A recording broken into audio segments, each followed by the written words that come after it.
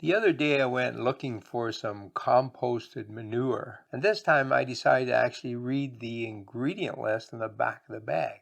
I wanted to know what was in the bag, and to be quite honest, I was shocked. You see, I'm buying organic matter here, and I figured the bag should be what, 70–80% organic matter? After all, that's what I'm buying. But it turns out you only get 20–30% organic matter. So I decided to look at this a little deeper. When we buy compost, are we really getting what we think we're getting? I went around to several nurseries and to some of these garden centers that set up for the summer and looked at the material they were selling. Now, admittedly, most of these were lower end products, but the level of organic matter was in the 20–30% range. Moisture was between 60 and 70%.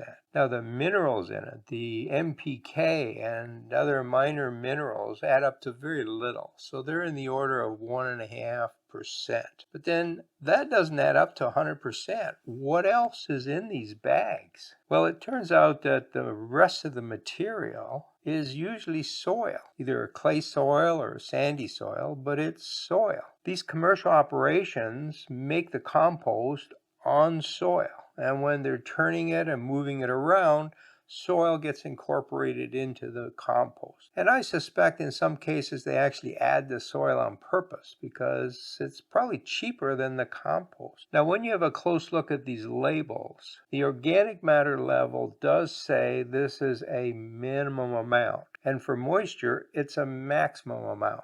Now, manufacturers do that because they need to put numbers on the bag that are never wrong. So by putting minimum amount of organic matter, they can always put in more. Nobody's going to complain. But if they get below that number, people will complain. So you can expect the number to be a little higher than what the label says, and for moisture, it's probably a little lower. So I went and searched a lot of other sources on the internet, and I came up with these average values. Most commercial compost is 45% moisture, that's the water in the material, 30% organic matter, and another 25% soil. That means that 1/3 of the contents of this bag is what you really want and what you're paying for. The other 2/3 are things you don't really need. I mean, we don't want to go out and buy expensive water, and our garden already has the soil.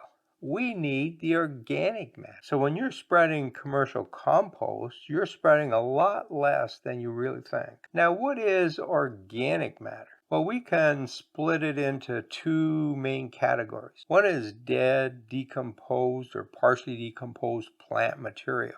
That's yard waste that comes from the city who collects it from neighborhoods. It's waste plant material that can be gathered in some way. And it also includes manure. Now you might be shocked that I consider manure to be plant material, but consider this. We get that manure from cows, pigs, sheep, and horses, and in all of those cases those animals are eating plants, so they're just pre-digesting the plants and making it ready for compost. All of that material is great. That's what we want in our garden. There's another category of organic matter that I'm seeing more and more in commercial products, and that's wood waste. So these can be wood chips, shaved wood products, partially composted wood products, but let's put them in one big category, and those are just wood products. Now, there's nothing wrong with adding that to your soil. The problem with wood products is they contain almost no nutrients. They have a very, very high carbon level compared to nitrogen.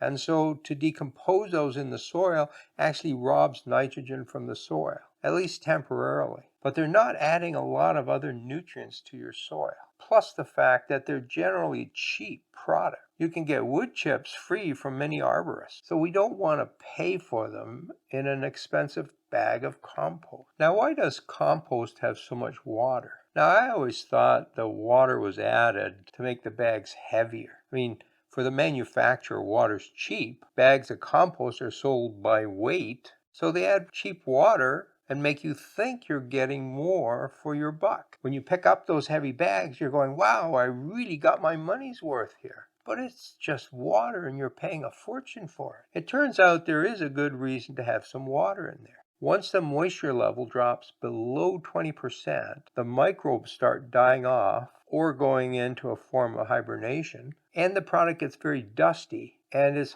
hard to re-wet. So we want about 20% moisture in these products. Now, what about these dying microbes? Is this a concern? No, it's not.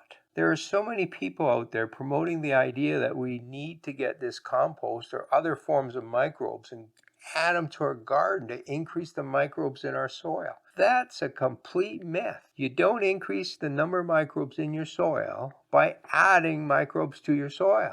What you do is you add compost, which is microbe food, to your soil, which already has billions and billions and billions of microbes. And this compost now feeds the microbes in your soil, and they grow naturally. You don't need to add more. All right, so 20% moisture is a good number. Most products have more like 45%, so they have way too much moisture. What should you look for when you're buying compost? Buy material that has a high level of organic matter. It should contain no wood product. If you can see the wood chips and the wood shavings in the product, don't buy it. It should have a low moisture level. The lower the moisture level is, the higher the organic matter level will be. And lastly, buy the products that are less expensive. Now, I'm not saying buy the very cheapest one, but there are a lot of premium products on the market that are not worth buying.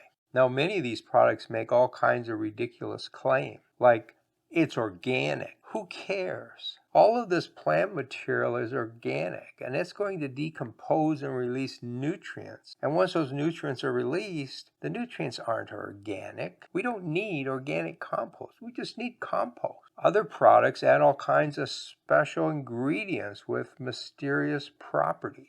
Fish emulsion, kelp, shrimp and crab shell, vermicompost. Although vermicompost is so expensive, they usually don't add it to regular compost.